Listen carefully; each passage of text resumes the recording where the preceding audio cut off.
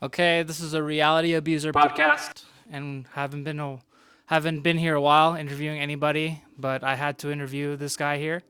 His name is Bryce. He's a musician, artist, and I discovered him here hanging around. Actually, a friend told me about you. Who was it? My friend Robbie. Robbie? He actually he's like, oh, you should play with this guy, cause I do performance and I put on shows. So Yeah. he showed me your profile. That's how I Okay. knew about it. Yeah, I think I told you already. Okay, yeah. I don't know where he found your profile at, but he found it somewhere. I have yet to meet Robbie. Like, I've heard a lot of good things about this man. He's the whole reason you and I are talking right now. Yeah. So Yeah. we just finished shooting a music video. Bro, this shit was fucking lit, bro. I love shooting music videos, man. I gotta tell you, bro. I'm such a fucking creative at heart, but I have had so few opportunities in my life to actually capitalize on, like, my visions. Yeah. So I love when people like you, like, stumble into my life, because, like, you guys just make my fucking visions reality, bro. It's fucking sick. That's what's up. That's what we try to do. We definitely try to find individuals who are very interesting and definitely unique, and that is not a shortcoming. So anyways, yeah, bro. So I understand you've had a very interesting past, and since we can't cover your whole life story, unfortunately, which I've heard of, is pretty interesting actually so far. I want to detail a certain few things that I thought were very interesting. So one of the main things you're known for are what? Is it like, because I remember you gave me a reading, right? Mm-hmm. I gave you a Vedic astrology reading. Okay. Vedic astrology is essentially a form of astrology that calculates like the planets and calculates the signs like differently than people are normally used to, like in the West, like in America. Like people generally like, if you're born in November, say, people assume you're like a Scorpio or whatever. Yeah. But Vedic astrology does shit a little bit differently. First of all, it doesn't even use like the 21 to 22nd of each month. Mm-hmm. Like it actually uses like the 14th to the 15th, first of all. And that's just like the sun. Yeah. The sun sign is calculated differently. And then you just calculate a million other things that are differently. It's a much more deeper, like intimate reading because instead of using 12 signs, the most powerful aspect about Vedic astrology is these things called nakshatras. Mm-hmm. And it's actually essentially if you were to take the 12 signs but divide them into 27 subdivisions. And then you can even go so far as to divide those 27 into 108. And then 108 multiplied by the 9 planets you use, plus the 360 degrees of the zodiac, and every single degree is fucking different. Now we're getting into tens of thousands of possible unique combinations. I just love it, man. So basically, what would you say to somebody who's just like, oh, you were a Virgo? Does that mean like you're very moody and you're kind of reserved? I might kill myself on the spot. I'm not gonna lie. I do cringe at that quite a bit. I just say like, yeah, that's your Western. That is what you are in Western for sure. And one thing I do like to say is that people who generally relate to their Western signs, I wouldn't blame them because in Eastern, there's a corresponding like placement that is gonna be the reason for why you relate to your Western shit. If someone's like, oh, I relate so heavily to being a Virgo in my Western chart, but you pull up their Vedic astrology chart and there ain't no Virgo in there whatsoever, but they still relate to it, well, it's probably because they have a strong, dominant Mercury influence in the Vedic astrology chart. Mercury is connected to Virgo and Gemini. So there's just like a million ways that I think people don't have to necessarily be afraid of switching from Western to Eastern because it's actually less of a bastardization, I think, of astrology. Okay. So yeah, I feel you. So I have a question for you too. I'm full of them. So full of them, man. You're full of it. Gonna crap them out, yeah.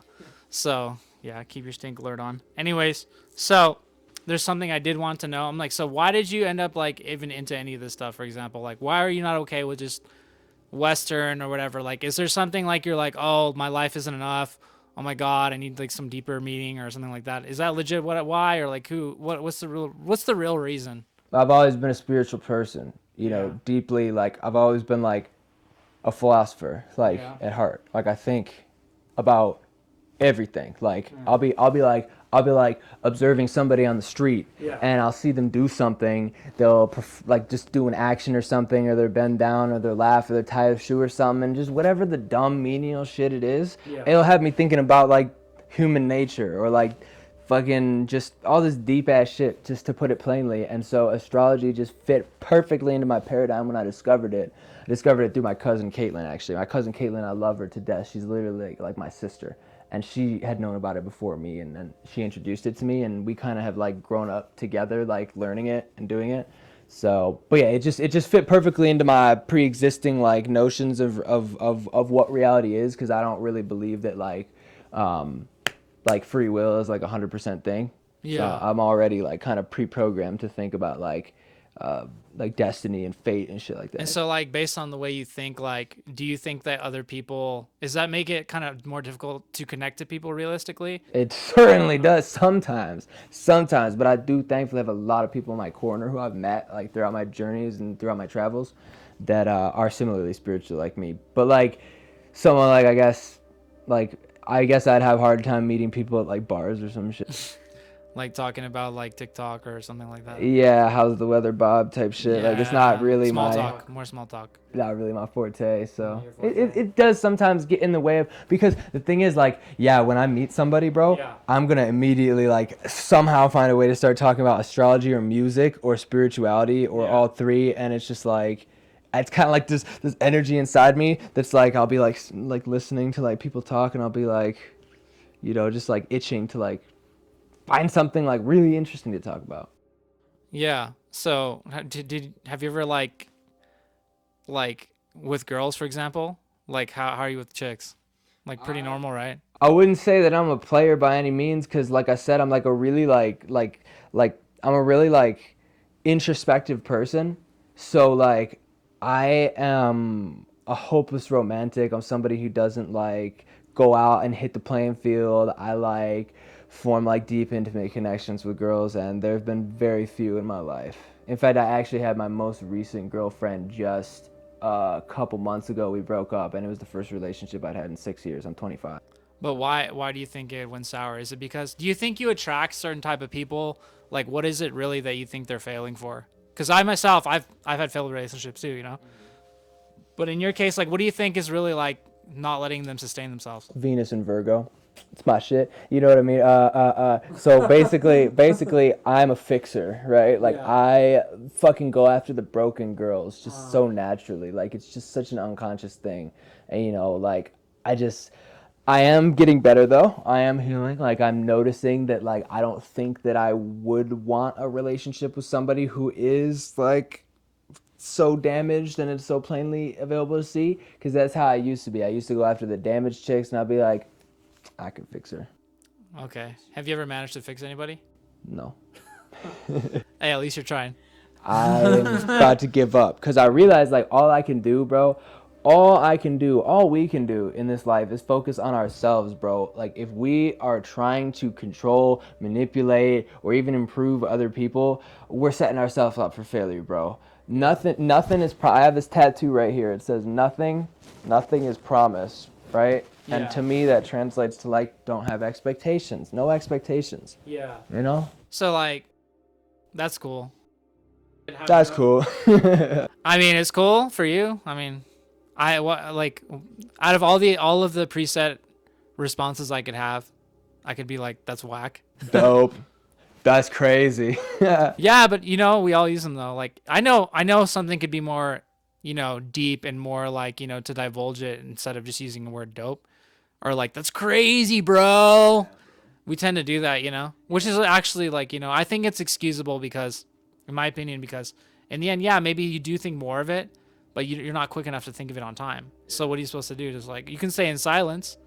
You can be like, okay. Well, that's what I have learned to do, is that if I want to have like an actual thoughtful response to somebody, I used to like be so pressed to like immediately respond to somebody. Yeah. But I've learned like as time has gone on to just be quiet for a couple seconds and like actually give like thoughtful responses, Yeah. Like I heard somebody say once you say something, you can't take it back. There's like this story of like this dude who's like grandpa or whatever. He would like ask him questions, and the grandpa would literally every single time like take a full 60 seconds to reply. Like he would just sit in absolute silence before he would respond to anything, because he was like, as soon as I say it, I can't take it back. I gotta fucking think about it. But yeah, when I see your tattoo, I think it's pretty dope though. Yeah, nothing's promised. Not this promise, man. Mainly because there's like little lines going down it, and Oh then it kind of yeah. makes it seem like it's kind of like trailing to the word. Yeah, this one, these are two separate. Like I got Days in prison or what? these are my old self-harm scars. I decided to Trace them. yeah, I decided to trace them instead of cover them up because like I thought like mental health is such like a stigmatized thing. Nobody likes to talk about that shit, and right and understandably so. It's an uncomfortable, scary thing to talk about. But I just decided like I wanted this to like be like kind of a symbol of like let's not hide from this type of shit. Like there are people out here who are really struggling. Like I've struggled in my life, bro. I've suffered like greatly in my life. Like my mental health has not been like tip top shape my whole life. Yeah. I've harmed myself. I'm an addict. I've abused drugs. Like I have done so many self-harming, self-sabotaging behaviors. And it's just like, let's actually talk about that shit, man. Like, let's try to fucking create like some change in the world. Like, let's try to bring that shit to the forefront. Like, let's not try to hide from this shit. These are real fucking things. Like, and I think America especially sucks when it comes to like discussing topics like that. Yeah, I feel like we just drown it out with like sensationalism and just like Big time. distractions. Like, haha, hee hee. Like, especially, I don't know. What's your take on? Do you think like I know like a big topic right now? I know it's a huge topic to get into, but like I think it's relative. It's kind of a segue to what we're getting to next. But so like basically like for me, because I've been in Europe a long time, and I feel it's a bit like it's very similar. I'm so but jealous. But it's a little bit it's a little bit later in the trends. So maybe like I feel in like in the States there's a sense of entitlement, not with everybody, but especially like with women, and it's a big topic right now. Like I don't know if you look on YouTube, all everybody's talking about is like the political stuff, like oh like women and like guys being like feminized and all this stuff like that. I don't want to get too much into that because I think like it's talked to like way too much already. You know what I'm saying? I think that's a particularly weird topic, and I personally don't quite like that stuff. Like because I am a very feminine individual myself. Yeah. I am like a man who is very much not like this like I hate this like alpha male crap. Like that's not my fucking vibe, bro. Like these fucking dudes like Andrew Tate and like Sneeko and Top G? Like this, bro, Top G, bro. I don't fuck with that shit, bro. Like I am a very feminine person. I'm a man who's very in touch with his emotions. I'm very nurturing, very motherly. Like that's just my kind of nature. So I do not like resonate with stuff like that generally. Yeah. You know, I love women so much to the point where I have more women friends than men friends, Yeah. and like at that point it's just like, and dude, I got low ass testosterone, bro. Like I do not have, bro. Dude, there's a point, bro. I don't know if it's fucking TMI, bro. I didn't masturbate for like 50 days one time, bro. Oh, shit. Just because I just didn't fucking feel like it. So all that said, you know, I'm a very like that stuff doesn't really resonate with. But I can't help that you have like, for example, like I see you have some cool ass. Oh yeah, like- I have like- my girls here. This is Moon. Okay. This is Moon. This is Toyota. Toyota. Why do you call her Toyota? I was thinking about getting a Prius one day. That's it. And I never got it. Name given. But it happened on the same The day. desires transferred into the Well, technically, I do have a Toyota, so I do have a Prius, kind of. But yeah, these are my girls. These are sex doll heads. The actual body is like in Phoenix somewhere. lane like somewhere. Yeah, it's like in my boy's house. I accidentally moved out and I left it. And you would think, how are you gonna leave some shit like that? It's literally like a 6 foot tall, 100-pound fucking. They're 6 foot tall. Well, this particular one, I like tall women, so I got her 5'11". Yeah. Oh, you do. You I like love taller tall chicks. women. I don't like short girls, man. You like thick girls? Not particularly, no. But also, I'm not that much of a physical guy. You know, I like the substance of a human. You know. Okay. But yeah. So why did you like to begin with? You're just like, oh, like, cause you say you're not super like at times you Right. could be like not very. Shit, girl, you're going blind. Okay, so basically the reason why I got the doll, which is what you're asking, right? And like and shit like that, is that like I said, I went 6 years without a relationship, bro. My most recent relationship lasted 60 days, and it was this year in 2022. Because it had been so long, a sex doll was a great investment, bro, for my sexual health. Yeah. Like I'm like kind of like a bit of a I'm nowhere near like some people out here, but I do have like a small collection of like sex toys, because when you're not seeking physical intimacy, but yet you are conscious of your sexual health, Yeah. I like I said, I just thought it was an investment, and it was a dumbass investment. Not gonna lie, because I didn't have the money. I put it on a credit card. It was $1,800, and I still haven't paid that shit off. And that was fucking 3 years ago. But They still yes, look good. yeah, They're very beautiful. yeah. So So like it's an basically, investment. yeah. It was an investment.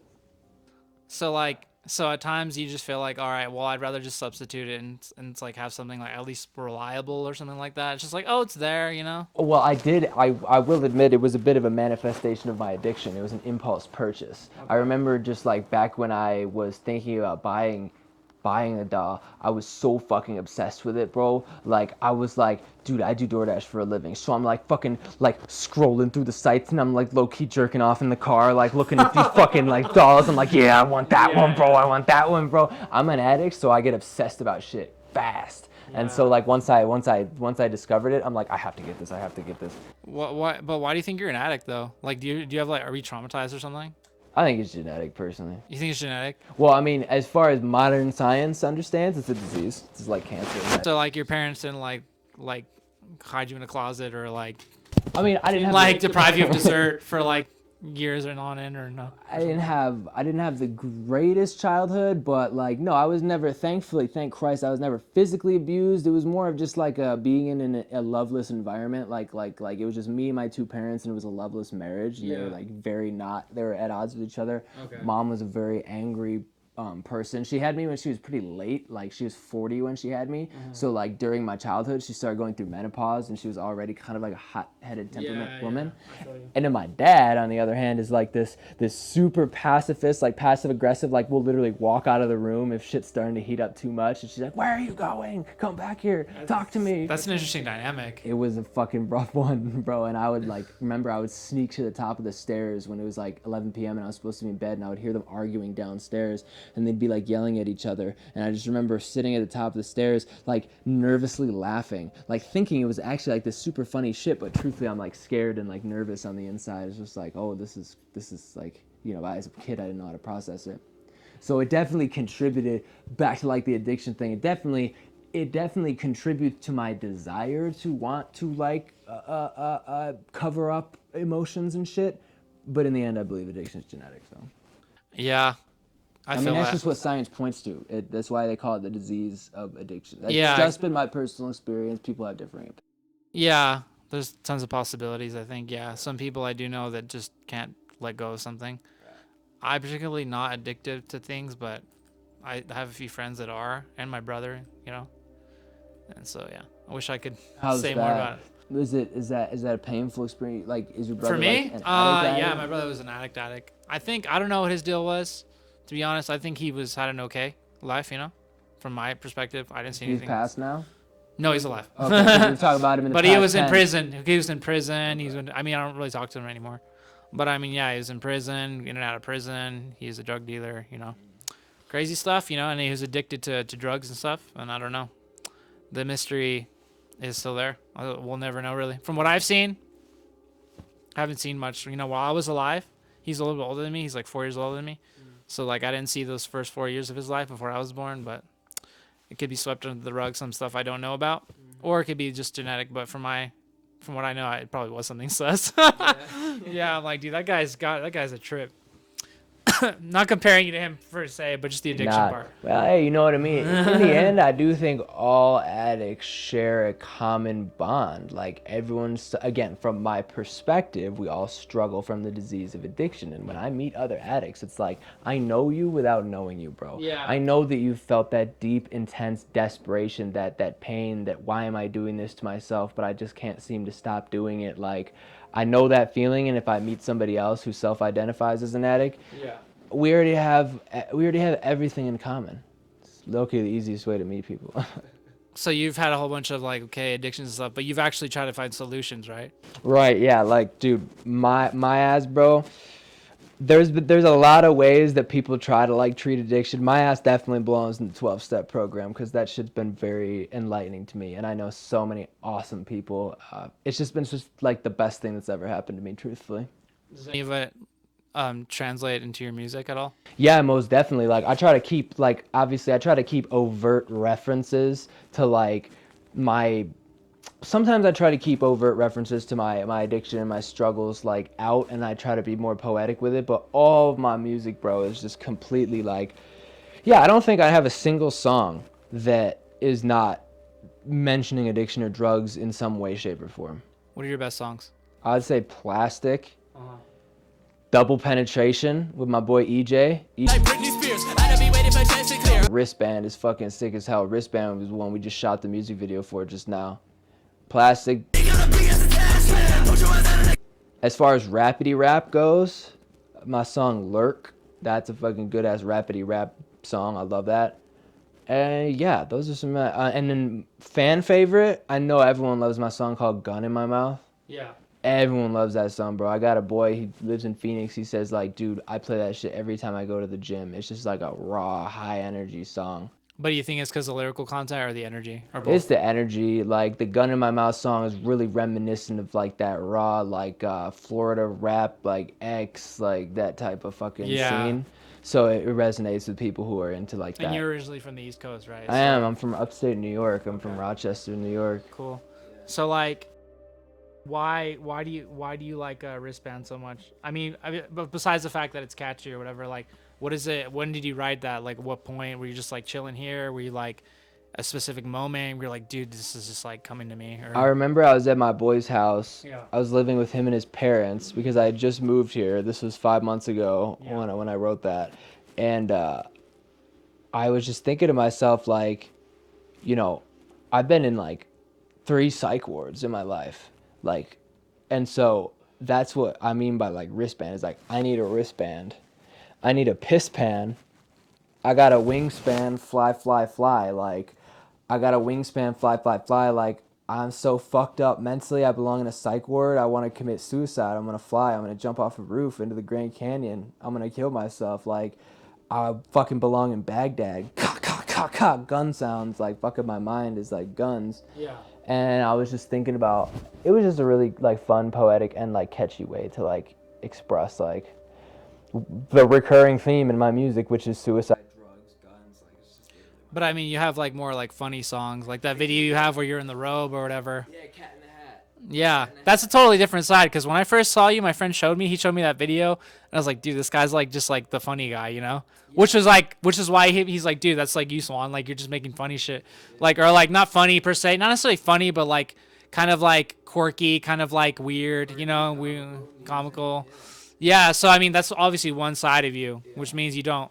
So yeah, we can talk about that too, because I'm sure you have more to your music than that. I do, yeah. It's not all this like super depressive stuff, but like obviously it's like that classic saying of like the clown, like the class clown kid is the one who's like struggling the most, like he's the one who's like the most mentally fucked up, and he's using humor to mask it. Yeah. I do identify with that kind of like archetype, but I do love making these fun songs. That's why I said Double Penetration, which is another one of my songs, is one of my more like favorite songs, because that's just such a fucking high energy song, bro. Me and EJ were going back and forth, and we're just trying to one up each other with like the ridiculousness of the bars.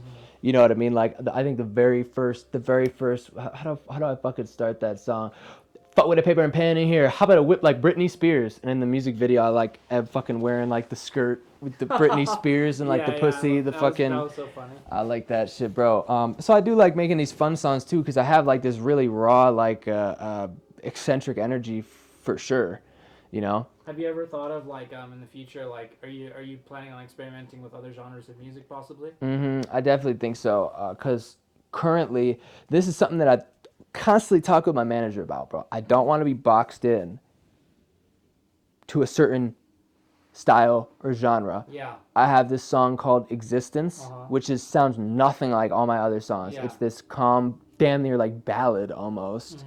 And then I have this song called Heartbreaks.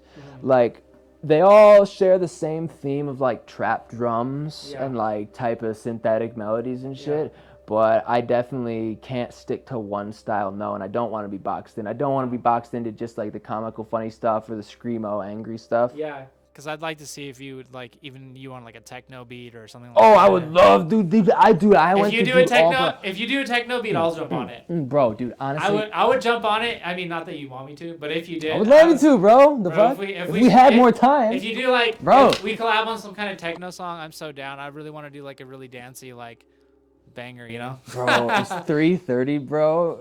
I haven't packed up all my shit yet. All right.